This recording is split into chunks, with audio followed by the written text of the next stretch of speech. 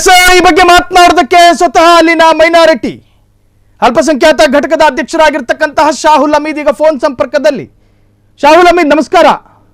ನಮಸ್ಕಾರ. ನಮಸ್ಕಾರ ಸರ್. ಅಜ್ಜ ನೆಟ್ಟಿದ ಆಲದ ಮರಕ್ಕೆ ಮಂಗಳೂರಿನ ಮುಸಲ್ಮಾನರು ನೀರು ಇಕ್ಕೊಂಡು ಇಷ್ಟು ದಿನ ಕಾಪಾಡ್ಕೊಂಡು ಬಂದ್ರು. ನೀವು ಅದಕ್ಕೆ ತಿಲಾಂಜಲಿ ಇಟ್ಟು ಮಂಗಳೂರು ಸಮುದ್ರಕ್ಕೆ ಹೋಮ ಬಿಟ್ಟಂಗ್ ಮಾಡಿದ್ರಿ.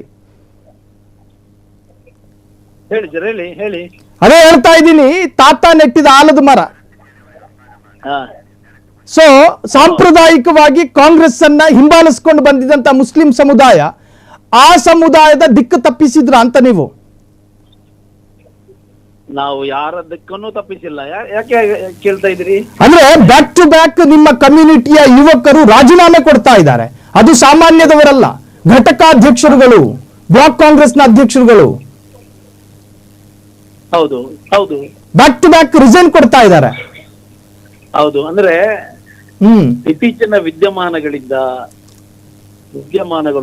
ಸರಣಿ ಕೊಲೆಗಳು, ಅದರಲ್ಲಿ ಪೊಲೀಸರ ವೈಫಲ್ಯ, ಇದರಿಂದ ತೀರಾ ಹತಾಶೆಗೊಂಡಿದ್ದಾರೆ. ಖಂಡಿತವಾಗಿ ಸರ್ಕಾರ ನಮ್ದೇ ಇದ್ರು ನ್ಯಾಯ ಒದಗಿಸ್ಲಿಕ್ಕೆ ಆಗ್ತಾ ಇಲ್ಲಲ್ಲ ಅಂತ ನೋವು ನಮ್ಮ ಹತ್ರ ಇದೆ. ಆ ನೋವು ಸಹಿಸ್ಕೊಳ್ಳಿಕ್ಕೆ ಆಗ್ತಾ ಇಲ್ಲ. ಪದೇ ಪದೇ ಮೇಲಿಂದ ಮೇಲೆ ಯಾರು ಯಾವಾಗ ಫಾಜಿಲ್ನ ಮರ್ಡರ್ ಆದಾಗ ಇದೇ ಶರಣ್ ಪಂಪ್ವೆಲ್ ನೇರವಾಗಿ ಆ ಕೊಲೆಯನ್ನು ನಮ್ಮ ಹುಡುಗರೇ ನುಕ್ಕಿ ಮಾಡಿದ್ದಾರೆ, ಕೊತ್ತಿದ್ದಾರೆ ಅಂತ ಹೇಳುವಾಗಲೂ ನಮ್ಮ ಸರ್ಕಾರ ಇತ್ತು, ಪೊಲೀಸ್ ಇಲಾಖೆ ಇತ್ತು, ಅವನನ್ನು ಮೈ ಮುಟ್ಲಿಕ್ಕೆ ಹೋಗಿಲ್ಲ. ಇದೀಗ ಮತ್ತೊಬ್ಬ ಪುತ್ತೂರಲ್ಲಿ ಮಾತಾಡ್ತಾನೆ, ನಾವು ಬಹಿರಂಗವಾಗಿ ಗೋತ್ರದಂತೆ ನಾವು ಇಲ್ಲಿ ಜಿಲ್ಲೆಯನ್ನು ಮಾಡ್ತೇವೆ ಅಂತ ಹೇಳಿದಾಗ್ಲೂ ಅವನನ್ನು ಯಾರು ವಿಚಾರಿಸುವುದಿಲ್ಲ.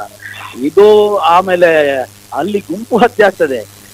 40-50 ಜನ ಸೇರಿ ಅಮಾಯಕ ಮಾನಸಿಕ ಅಸ್ವಸ್ಥರನ್ನು ಹೊಡೆದುಕೊಳ್ತಾರೆ. ಮುಖ್ಯ ಆರೋಪಿಯನ್ನು ಇನ್ನೂ ಸಹ ಬಂಧಿಸ್ಲಿಕ್ಕೆ ಆಗ್ಲಿಲ್ಲ ಸರ್. ಆಮೇಲೆ ಈ ಕಡೆ ಇನ್ನೊಂದು ಕಡೆ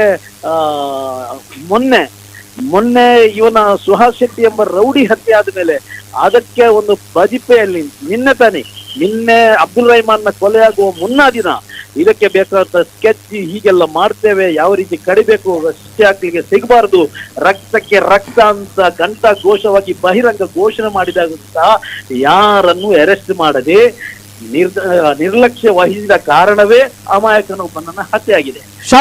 ಅಮಾಯಕರು ಹೇಳಿ ಶಾಹುಲ್ ಹಮೀದ್, ಇಲ್ಲಿ ಸಮುದಾಯವನ್ನ ಕಾಂಗ್ರೆಸ್ ಬಳಸಿಕೊಂಡಿತ್ತು ಅನ್ನೋ ಅರ್ಥದಲ್ಲಿ ಮಾತನಾಡ್ತಾ ಇದ್ದೀರಿ. ಇಲ್ಲಿವರೆಗೂ ಕೂಡ ಅಧಿಕಾರಕ್ಕೆ ಸಮುದಾಯ ಬೇಕಿತ್ತು, ಆದ್ರೆ ಸಮುದಾಯದ ಪ್ರಶ್ನೆ ಅಂತ ಬಂದಾಗ ಸ್ಪಂದಿಸೋ ನಾಯಕರಿಲ್ಲ. ಸರಿ ಬಿಡಿ, ಅದು ಸರ್ಕಾರದ ವೈಫಲ್ಯ ಅಂತ ಹೇಳ್ಬೋದು. ನೀವು ರಾಜೀನಾಮೆ ಕೊಡೋದಕ್ಕಿರೋ ಕಾರಣ? ನಾವು ಅಂದ್ರೆ ನಮ್ಮದೇ ಸರ್ಕಾರ ಇದ್ದಾಗ ನ್ಯಾಯ ನಮ್ಗೆ ತಗೊಳ್ಳಿಕ್ಕಾಗದೆ ಆ ಹುದ್ದೆಯಲ್ಲಿ ಮುಂದುವರಿಸಲಿ ಏನ್ ಅರ್ಥ ಇದೆ? ಮತ್ತೆ ಏನ್ ಅರ್ಥ ಇದೆ? ಕೇಳುವವರಿಲ್ಲ. ನಾವು ಮತ್ತೆ ಯಾರಲ್ಲಿ ನಮ್ಮ ಇದನ್ನು ಗೋಳನ್ನು ತೋಡಿಕೊಳ್ಬೇಕು? ಈ ಪಕ್ಷವನ್ನು ಕಟ್ಟಿ ಬೆಳೆಸಿದವರು ನಾವು ಪಕ್ಷದ ಹುದ್ದೆಗಳಿಗೆ ರಾಜೀನಾಮೆ ಕೊಡ್ತಾ ಇದ್ದೇವೆ. ಪಕ್ಷವನ್ನ ನಾವು ಕಟ್ಟಿದ್ದೇವೆ, ಪಕ್ಷದ ನಮ್ಮ ಋಣಾನುಬಂಧ ಇದೆ, ಸಂಬಂಧ ಇದೆ. ಅಲ್ಲ, UT ಖಾದರ್ನಂತಹ ನಾಯಕರಿರ್ತಕ್ಕಂತಹ ಕಮ್ಯುನಿಟಿ ನಿಮ್ದು, BZ ಜಮೀರ್ನಂತಹ ನಾಯಕನಿರ್ತಕ್ಕಂತಹ ಕಮ್ಯುನಿಟಿ, ಜೊತೆಗೆ ಸುಹೈಲ್ ಕಂದಕ್ಕು, ರಿಜ್ವಾನ್ ಅರ್ಷದ್, ಹೀಗೆ ಸಾಕಷ್ಟು ನಾಯಕರಿದ್ದಾರಲ್ಲ ಶಾಹುಲ್ ಹಮೀದ್. ಖಂಡಿತ ಇದ್ದಾರೆ. ಅವರಲ್ಲೂ ನೋವಿದೆ. ಈ ಅಸಹಾಯಕತನ್ನು ನಾವು ಯಾರಲ್ಲಿ ತೋಡಿಕೊಳ್ಳುವುದು? ಜವಾಬ್ದಾರಿತ ಹುದ್ದೆಯಲ್ಲಿ ಇದ್ದಂಥವ್ರು ನಮ್ಮ ಮೇಲೆ ಇಡೀ ಸಮುದಾಯ ನಮ್ಮ ಪ್ರಶ್ನೆ ಮಾಡ್ತಾ ಇದೆ. ಯಾಕೆ ನೀವು ನಮ್ಮಿಂದ ಏನು ಮಾಡ್ಲಿಕ್ಕೆ ಆಗದಿಲ್ಲ, ನಾವೇನು ಮಾಡ್ಬೇಕು ಹೇಳಿ? ಆ ಹುದ್ದೆಯನ್ನು ಇಟ್ಕೊಂಡು ನಾವೇನು ಇದು ಮಾಡ್ಲಿಕ್ಕೆ ಆಗ್ತದಾ? ಏನಾದ್ರು ಮಾಡ್ಲಿಕ್ಕೆ ಆಗ್ತದಾ? ನ್ಯಾಯ ಕೊಡ್ಲೇಬೇಕಲ್ಲ ನಾವು. ಅದಕ್ಕಾಗಿ ಈ ತೀರ್ಮಾನವನ್ನ ತಗೊಳ್ತಾ ಇದ್ದಾರೆ. ಖಂಡಿತವಾಗಿ ಅಂದ್ರೆ ಮುಂದೆ ಏನಾಗ್ತದೆ ಅಂತ ಹೇಳಿ ಪರ್ಯಾಯ ಮಾರ್ಗ ಇದೆಯಾ ಶಾಹುಲ್ ಹಮೀದ್? ನಿಮಗೊಂದು ರಾಜಕೀಯ ಅಸ್ತಿತ್ವ ಬೇಕು ತಾನೆ ನಿಮ್ಮ ಸಮುದಾಯಕ್ಕೆ. ಕಮ್ಯುನಿಸ್ಟ್ SDP ಹೊರತುಪಡಿಸಿದ್ರೆ ಇನ್ಯಾವುದೇ ಪಕ್ಷ ಅಲ್ಲಿಲ್ಲ ಆ ಭಾಗದಲ್ಲಿ. ಹೌದು. ಏನ್ ನಿಮ್ಮ ಪರ್ಯಾಯ ಮಾರ್ಗ ಏನು ಅಂತ ಮುಂದೆ? ಇಲ್ಲ, ನಾವೀಗ ಪಕ್ಷದ ಹುದ್ದೆಗಳಿಗೆ ರಾಜೀನಾಮೆ ಕೊಡ್ತಾ ಇದ್ದೇವೆ, ಪರೀಕ್ಷೆ ಅವಕಾಶ ಮಾಡ್ತಾ ಇದ್ದೇವೆ. ನಾಳೆ ಮೀಟಿಂಗ್ ಕರೆದಿದ್ದೇವೆ. ನಾಳೆ ಮಂಗಳೂರಿನಲ್ಲಿ ಎಲ್ಲ ಮುಸ್ಲಿಂ ಮುಖಂಡರ ಜನಪ್ರತಿನಿಧಿಗಳು ಮೀಟಿಂಗ್ ಕರೆದಿದ್ದೇವೆ. ಏನಾದ್ಮೇಲೆ ನಿರ್ಧಾರ ಅಲ್ಲಿ ಪ್ರಕಟಿಸ್ತೇವೆ ನಾವು, ಅಷ್ಟೇ ಹೇಳ್ತಾ ಇದ್ದೀನಿ. ಓಕೆ. ಹಾಗೆ ಶರಣ್ ಪಂಪ್ವೆಲ್ರನ್ನ ನಿನ್ನೆ ಪೊಲೀಸರು ಪ್ರಾಥಮಿಕ ತನಿಖೆಗೆ ಒಳಪಡಿಸುವುದಕ್ಕೆ ಎಳ್ಕೊಂಡು ಹೋದ್ರು. ಅವತ್ತಿನ ದಿನ ರಾತ್ರಿನೇ ಜಾಮೀನು ಸಿಕ್ತು.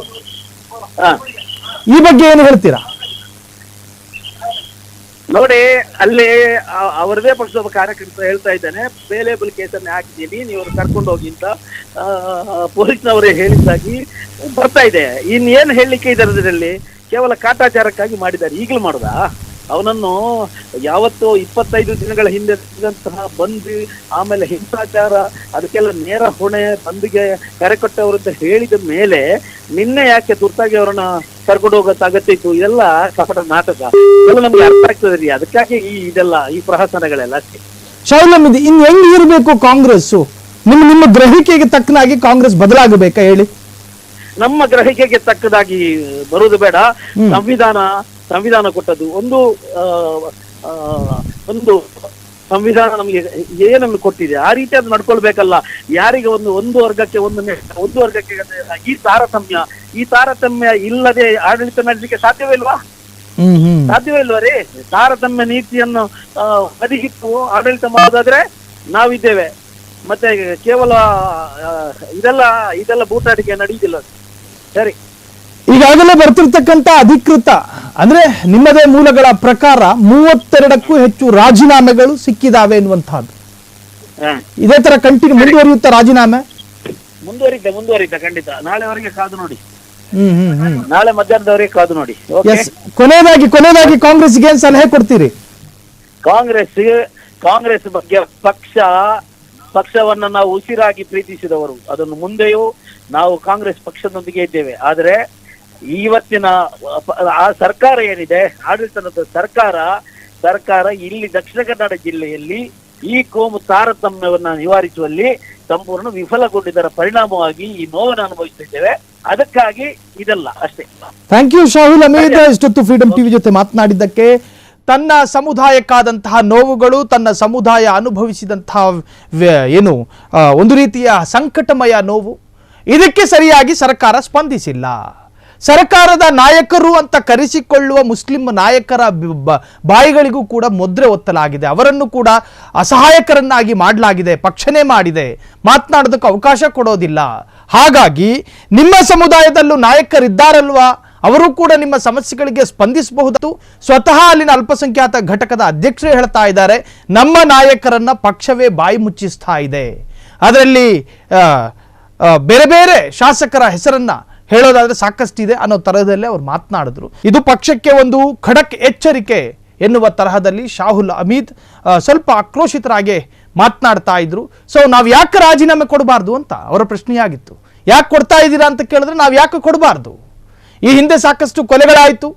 ಈ ಹಿಂದೆ ಸಾಕಷ್ಟು ಕೊಲೆಗಳಿಗೆ ಕಾಂಗ್ರೆಸ್ ನಡೆದುಕೊಂಡ ರೀತಿ, ಆ ಕೊಲೆಗಳನ್ನು ಕಂಡಂತಹ ರೀತಿ, ಕಾಂಗ್ರೆಸ್ಸೇ ಆ ಕೊಲೆಗಳನ್ನು ವ್ಯಾಖ್ಯಾನಿಸಿದಂತಹ ರೀತಿ ನಮಗೆ ಆಶ್ಚರ್ಯಗಳಾಯಿತು. ಆ ಸಂದರ್ಭದಲ್ಲಿ ಗೃಹ ಸಚಿವರು ಹೇಳ್ತಾರೆ, ಸಾಮೂಹಿಕ ಕೊಲೆಗೆ ಈಡಾಗಿ ಸತ್ತಂತಹ ಮುಸ್ಲಿಂ ಯುವಕನ ಬಗ್ಗೆ ಆತ ಒಂದು ರಾಷ್ಟ್ರದ ಪರವಾಗಿ ಘೋಷಣೆ ಕೂಗ್ದ ಅಂತ ಹೇಳಿ, ಸಣ್ಣ ಮಕ್ಕಳು ಕಿವಿಗೆ ಹೇಳಿರೋ ಹೇಳಿಕೆಯನ್ನೇ ಪತ್ರಿಕಾಗೋಷ್ಠಿಯಲ್ಲಿ ಹೇಳುವಂತಹ ಒಬ್ಬ ನಮ್ಮ ಗೃಹ ಸಚಿವರು ಅಂತ ಹೇಳಿ ಬೀದಿಲೋಗ ಜನ ಮಾತನಾಡ್ತಾ ಇದ್ರು. ಕಾದು ನೋಡುವ ತಂತ್ರಕ್ಕೆ ಜಿ ಪರಮೇಶ್ವರ್ ಇಳಿದಿರಲಿಲ್ಲ. ಸತ್ಯದ ಮಾಹಿತಿ ಬರೋವರೆಗೂ ಕೂಡ ಕಾಯಲಿಲ್ಲ ಆ ಮನುಷ್ಯ. ಮಾಧ್ಯಮದವರು ಪ್ರಶ್ನೆ ಕೇಳಿದ್ರು, ನಾಲಿಗೆ ತುದಿಲಿದ್ದ ಅಕ್ಷರವನ್ನ ಅಲ್ಲೇ ಎಕ್ಸ್ಪ್ಲೋಸ್ ಮಾಡಿದ್ರು. ರಾಜ್ಯದಲ್ಲಿ 224 ವಿಧಾನಸಭಾ ಕ್ಷೇತ್ರಗಳಿದ್ದಾವೆ. ಆ ಕ್ಷೇತ್ರಗಳಲ್ಲಿ ಅಲ್ಪಸಂಖ್ಯಾತರ ಮತ ಎಷ್ಟು ಪ್ರಮಾಣದ ನಿರ್ಣಾಯಕ ಪಾತ್ರವನ್ನು ವಹಿಸುತ್ತೆ ಅನ್ನೋ ಪರಿಜ್ಞಾನ ರಾಜ್ಯ ಬಿಜೆಪಿ ನಾಯಕರಿಗಿದೆ, ರಾಜ್ಯ ಕಾಂಗ್ರೆಸ್ನ ನಾಯಕರಿಗಿದೆಯಾ? 224 ಕ್ಷೇತ್ರಗಳಲ್ಲಿ ಎಷ್ಟು ಕ್ಷೇತ್ರದಲ್ಲಿ ಮುಸ್ಲಿಂ ಬಾಹುಳ್ಯ ಪ್ರದೇಶಗಳಿದ್ದಾವೆ. ಆ ಮುಸ್ಲಿಂ ಬಾಹುಳ್ಯ ಪ್ರದೇಶಗಳಲ್ಲಿ ಕಾಂಗ್ರೆಸ್ ನಾಯಕರೇ ಮೇಲುಗೈ ಸಾಧಿಸ್ತಾ ಹೋಗ್ತಾರೆ. ಅಲ್ಲಿ ಬಿಜೆಪಿಗೆ ಉಳಿಗಾಲ ಇಲ್ಲ.